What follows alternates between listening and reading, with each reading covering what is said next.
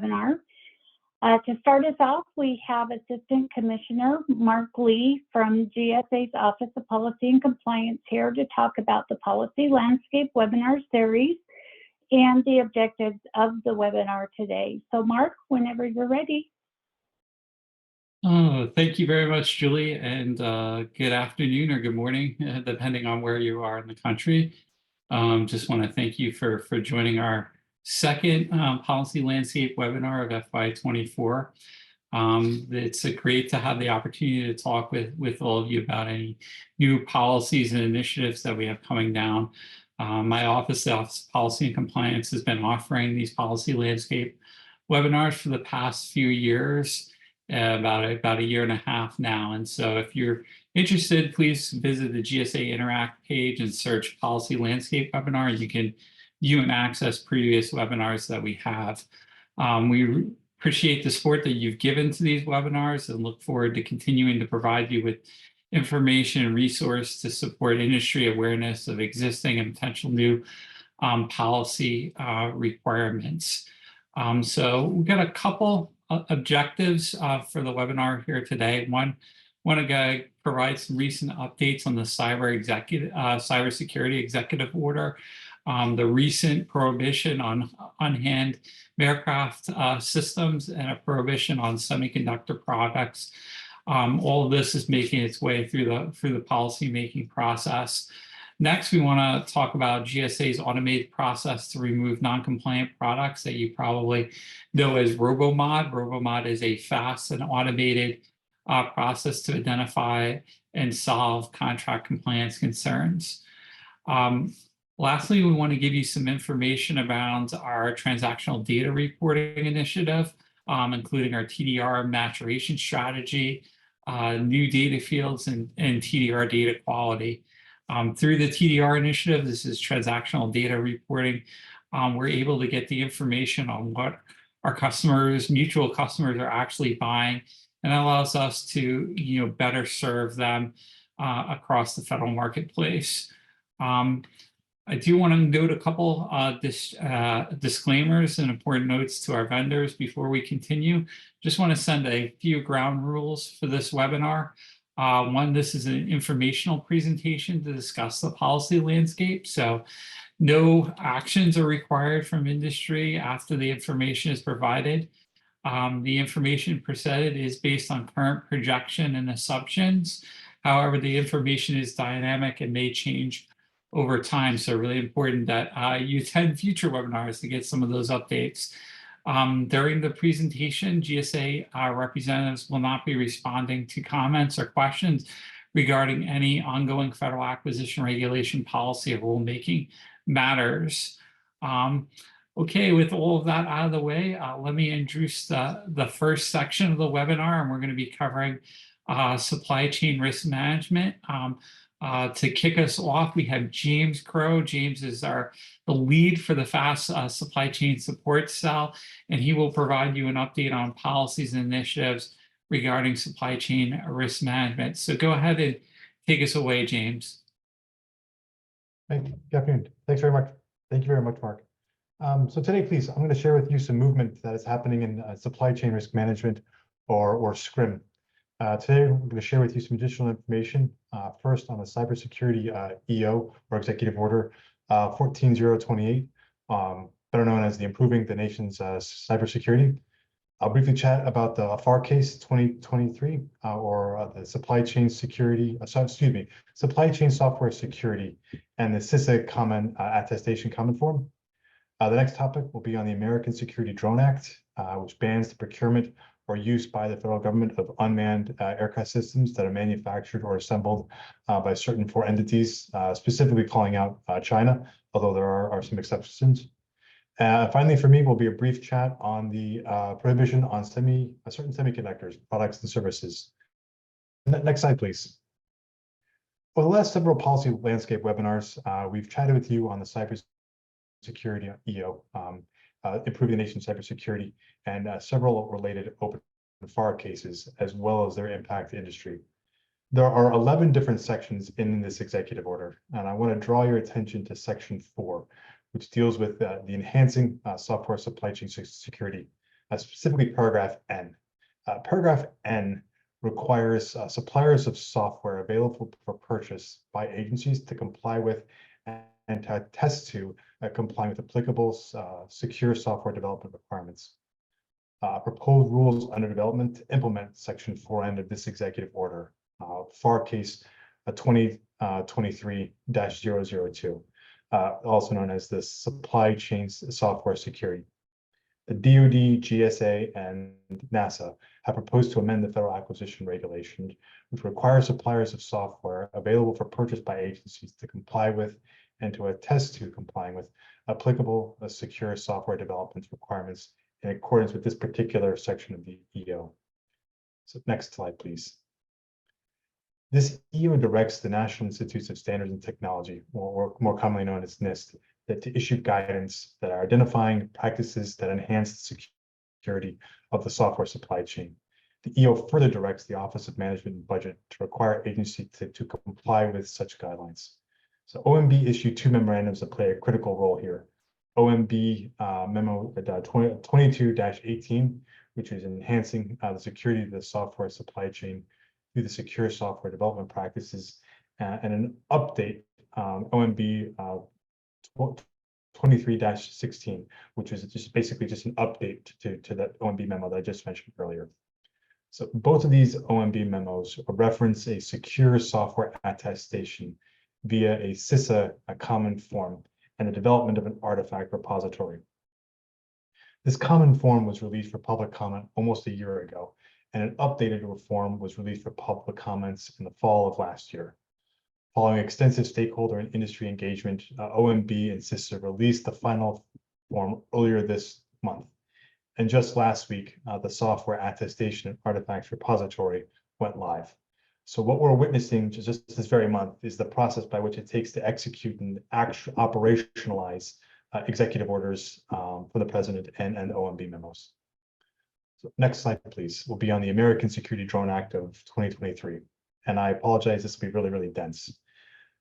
Generally, a federal agency may not procure any covered unmanned aircraft systems that's manufactured or assembled by a covered foreign entity, which includes associated elements related to the collection and the transmission of sensitive information that enable the operator to operate the aircraft in the national airspace system, unless an exemption or waiver applies.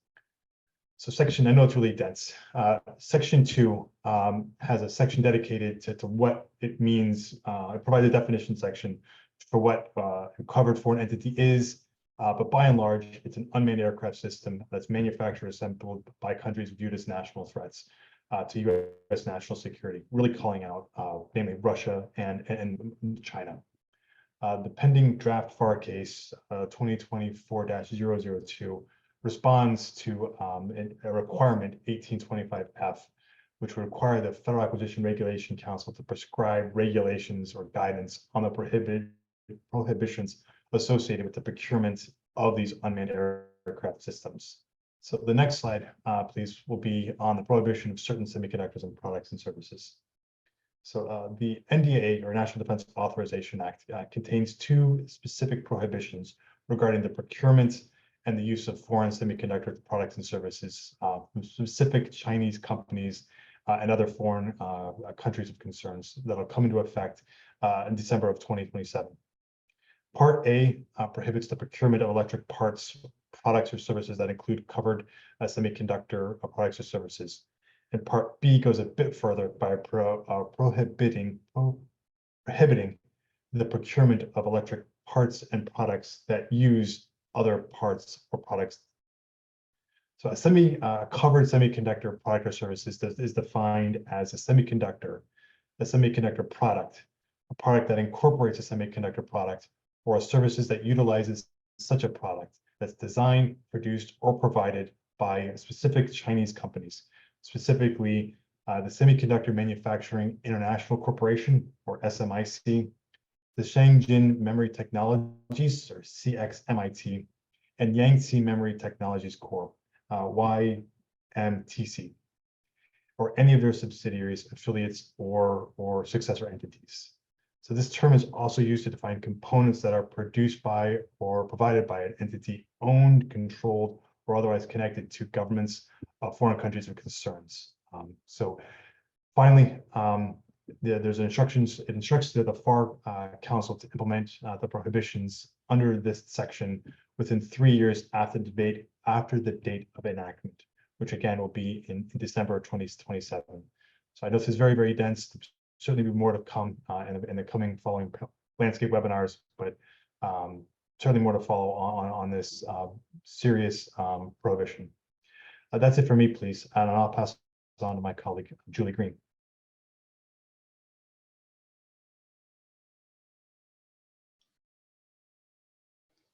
Thanks, James.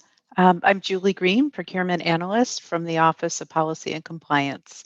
Today, I'm going to take you through the automated process that FAST uses to remove non-compliant products from GSA schedules. I'll tell you about the types of non-compliance issues that we address through this process, tips to stay compliant, and CO remedies for repeated violations. Next slide, please.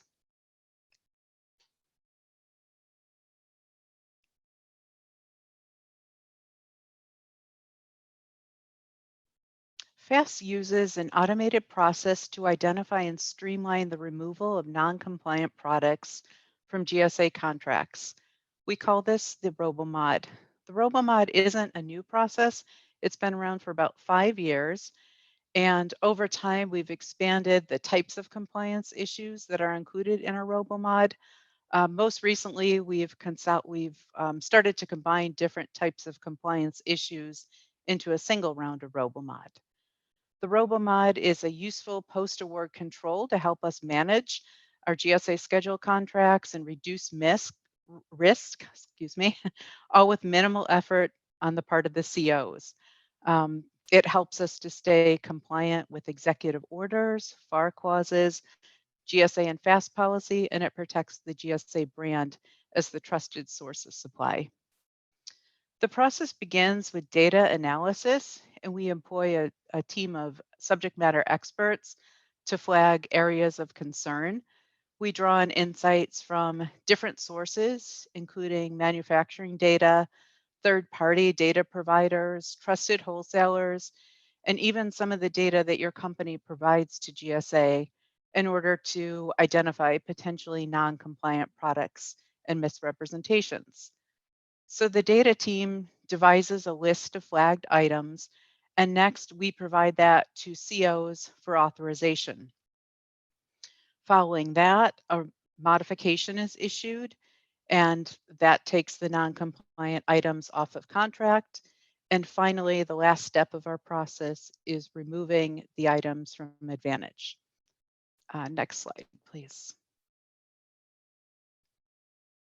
The next 3 slides I'll cover, they pertain to different types of non-compliant items that get removed through the RoboMod process.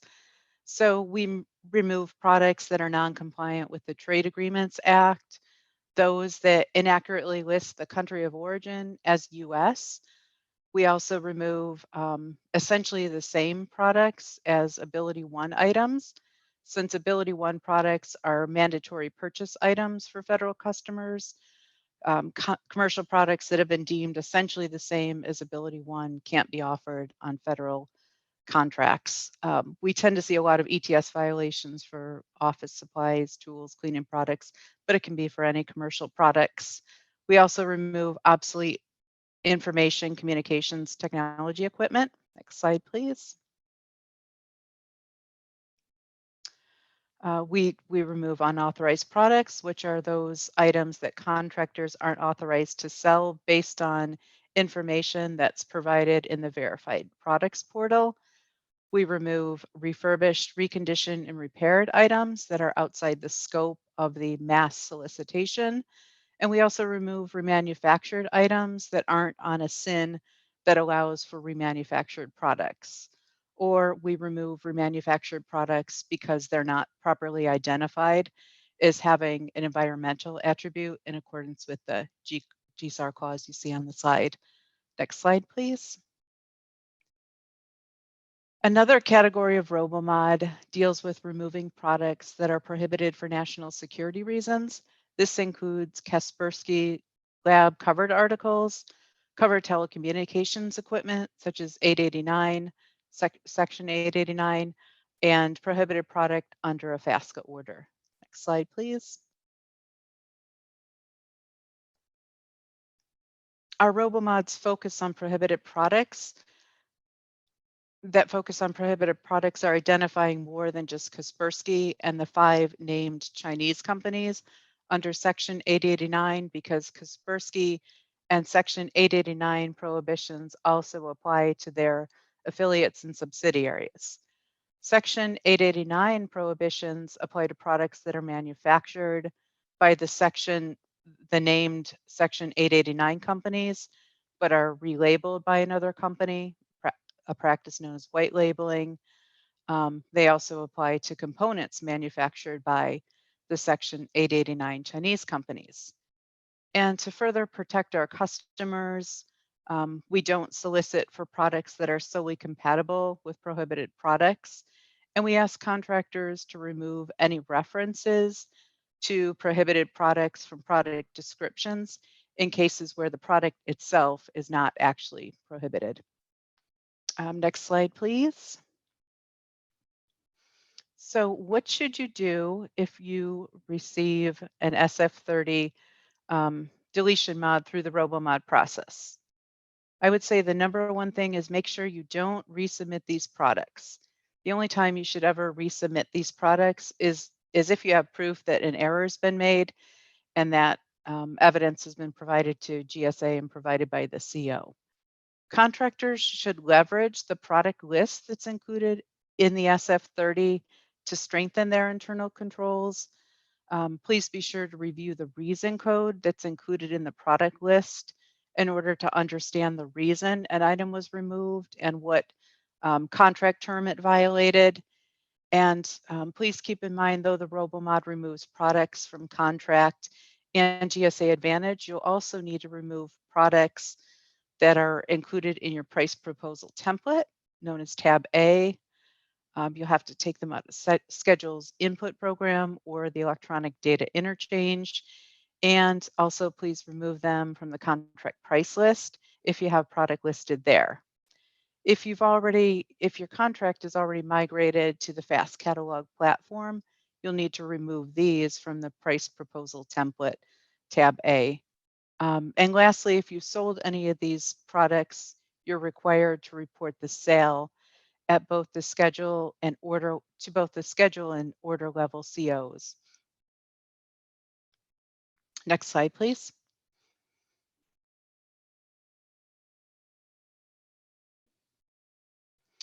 So what can you do to avoid selling non-compliant products? Maintain adequate internal controls. Know your contract terms and conditions and what's prohibited. Review contract offerings and product addition modifications for product descriptions that refer to Huawei, Hikvision, Hytera, Dahua, ZTE, and Kaspersky. Remember that affiliates and subsidiaries are also included in the prohibitions, and GSA doesn't want items that are solely compatible or contain components from these entities. Removing the offending keyword isn't the answer either.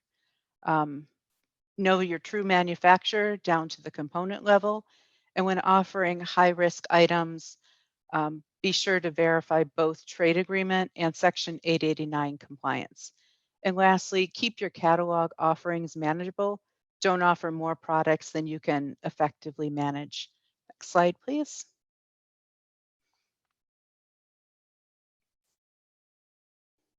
So on occasion, we get questions from contractors asking why they can't find an item that they added on GSA Advantage. FAST uses automatic suppression to keep non-compliant products from showing on GSA Advantage. So if you have a prohibited product or another product that was removed from contract and Advantage through a RoboMod and you try to upload this to GSA Advantage again, it will be automatically removed. These products then get removed from the contract on the next RoboMod. This reduces the risk that customers purchase non-compliant products between RoboMods. Next slide, please. FAST policy has remedies for dealing with repeated compliance violations. Our contracting officers are empowered to use their knowledge and judgment to determine how and when to address compliance issues. They're afforded a lot of discretion to tailor a remedy for each contract, and they're advised to take escalating corrective actions on contractors with repeated compliance violations. So more severe offenses like repeatedly offering prohibited products will be escalated more quickly. Corrective actions may include requiring a contractor to submit a corrective action plan, scheduling an on-demand assessment, temporarily suspending their access to GSA tools, delaying or rejecting contractor requested modifications, up to declining to exercise an option and contract cancellation. Next slide, please. Okay, I'd like to leave you with some helpful information. The first two bullets provide an overview of the RoboMod process and the types of non-compliant products in the RoboMod. The third bullet is a contractor startup kit that contains information about uploading products and services to GSA Advantage, as well as instructions on how to maintain your information. Now I'm going to turn it over to Rachel Gillerlane. She's the change management lead in OPC's Acquisition, Evidence, and Analysis Division. Thanks, Julie. Hello, everyone. You hear us say often that GSA and industry are partners, and we mean it. We need a strong partnership to meet agency customer needs and deliver value to American taxpayers. And this is where our interests completely align, and it's a win-win for all involved. Like all partnerships, we need to continue to evolve how we serve our mutual customers to keep pace with the marketplace. And the federal marketplace is certainly no exception. The steps we are taking now are necessary to position ourselves well into the future. So before I jump into the slides, for those of you that don't know what TDR is, it stands for Transactional Data Reporting. I'm going to say TDR a million times. I might also miss a acronym. So I'm sure you know FAS, the Federal Acquisition Service. That's where we all work. So I'll be saying those two. The other acronym that I'm going to use a lot is Multiple Award Schedule, MATS. Okay, so GSA launched the TDR program in fiscal year 2016, seeking to answer one fundamental business question: what are our customers actually buying? We all are aware that generally our agency customers place orders directly against individual multiple award schedule contracts. As a result, you and I both have little visibility into what the actual items being bought are. However, TDR has started to provide us with the ability to answer our fundamental business question. And we've seen from our efforts thus far that it allows us together to create data-driven program improvements to better serve our customer needs and fulfill important public policy objectives. So last thing before I go to the slides, what does TDR actually do for industry? So 3 things, if you want to write them down. It increases the value of you holding a GSA contract. I'll talk about why later, or how. It provides you better insight to be successful. I'll tell you how you can actually find and benefit from TDR data that we collect. And it makes it easier and more cost-effective to do business compared to legacy models. All right, I think we can jump into the slide.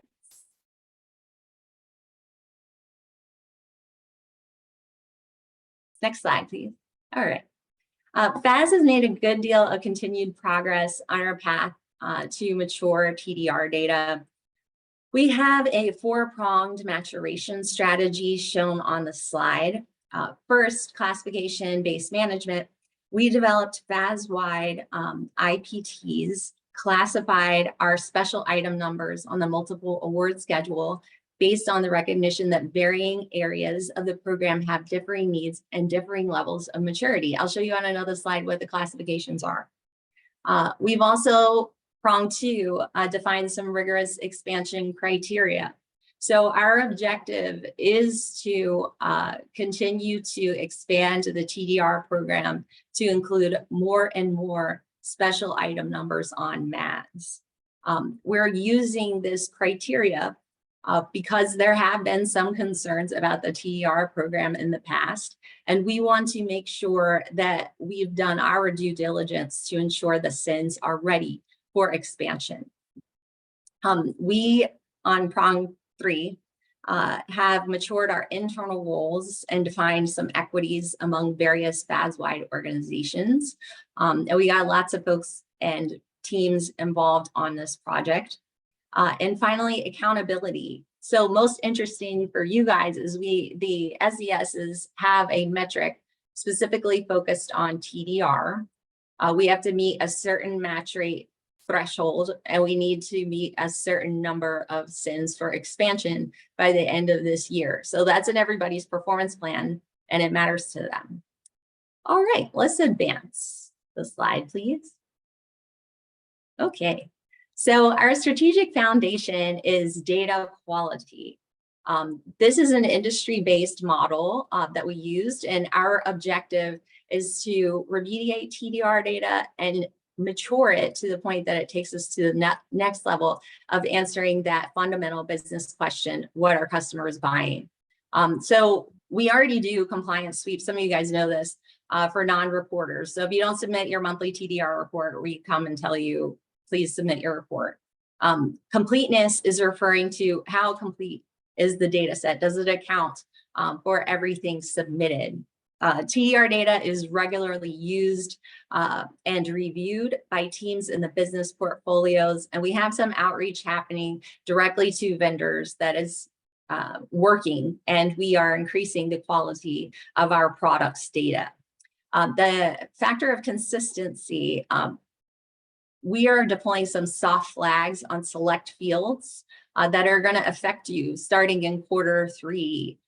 So when you submit a TDR data report to us in the future, we'll have strengthened validations to ensure that bad data doesn't reach our systems and tools. We're also piloting a sample contractor report. We have a few participants already. We will expand that to all SRP TDR reporters once we're ready. We're just kind of testing it out and working out the bugs before we do that. And it's going to be a really exciting report for you.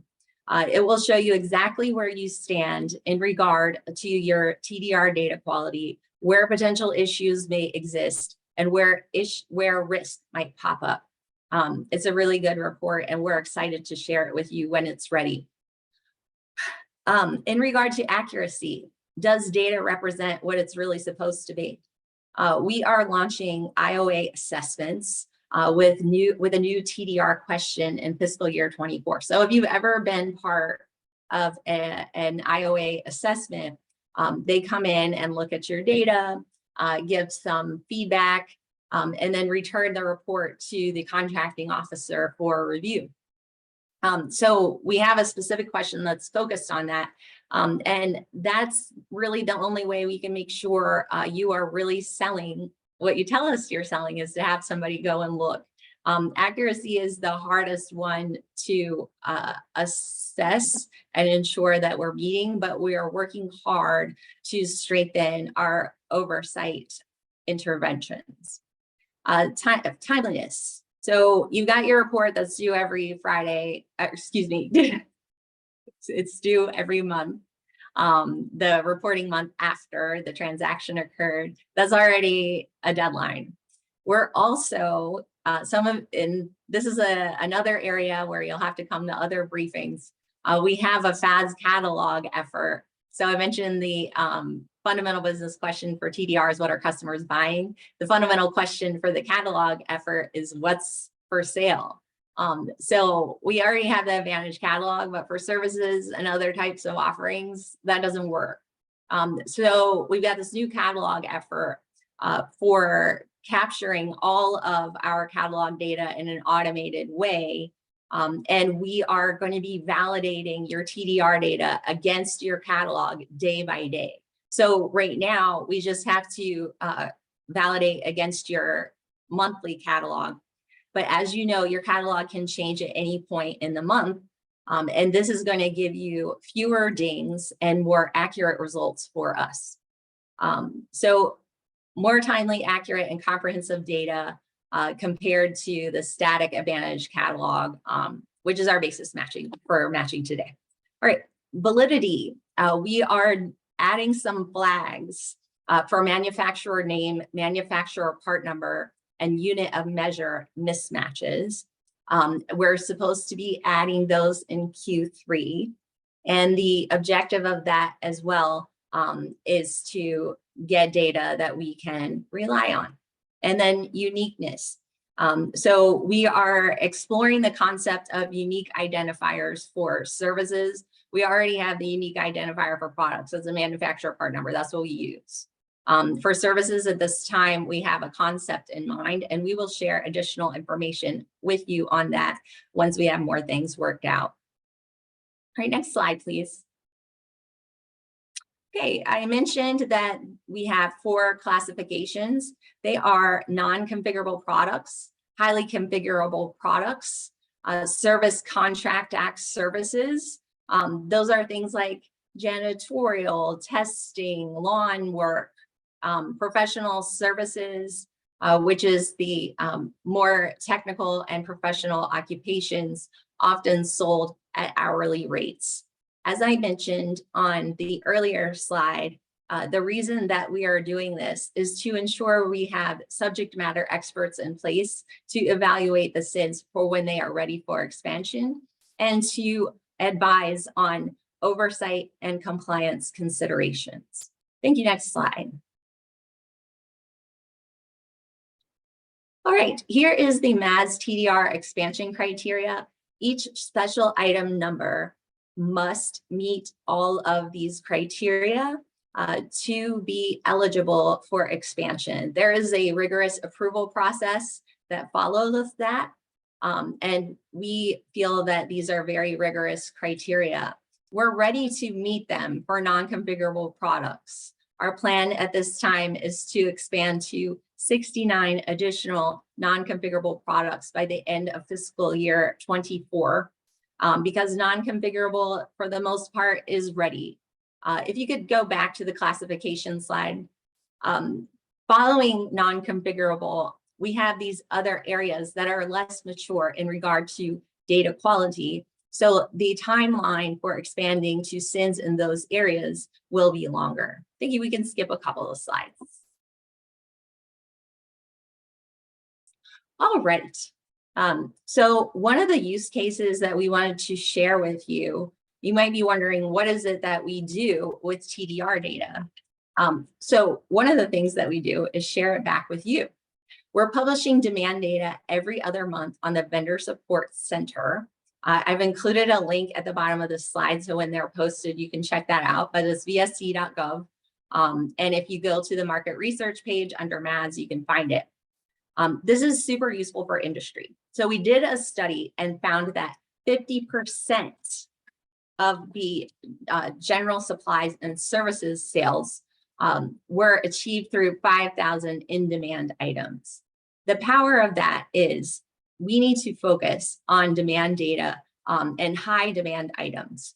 The reason that we share the data back with you is so that you can see what's being bought in what volume, and you can adjust your offerings accordingly.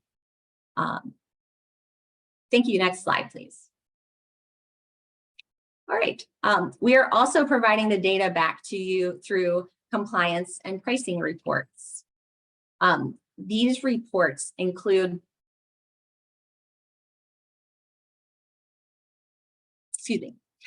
these reports include where you fall in relation to market thresholds, how you compare against competition, and they are available at this time to FAD's catalog platform participants only.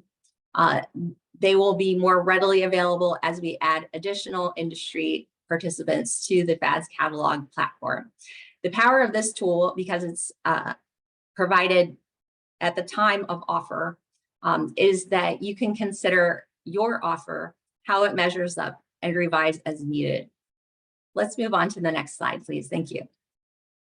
Okay, so please try out the demand data on the Vendor Support Center when you get these slides, and check out our MAS Interact page. I wanted to remind you again of what we're trying to do, which is finding what customers are actually buying so that we can gather pricing intelligence that helps the government do what it has to do and that helps industry do business with us. Thank you very much. And I will pass it to the next speaker. Thank you, Rachel. And this is Julie. That does conclude our presentation today, or our webinar today. Ellen, if you want to go to the next slide, that'd be great. And thank you for listening, and thank you for joining. Just to highlight some important points from the webinar today. It's important to be aware and informed of any new regulations regarding supply chain software security.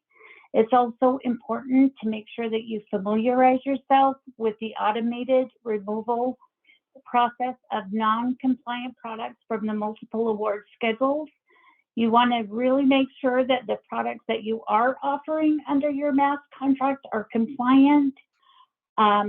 Please support GSA's TDR maturation strategy and upcoming changes. And again, just as a reminder, this is an informational webinar only. Next slide, please. So when the meeting ends today, please take a moment and fill out our webinar survey. The survey will pop up on your web browser when the Zoom meeting ends. Your feedback is important to us and is greatly appreciated. Again, thank you for joining and have a great rest of your day. Thank you.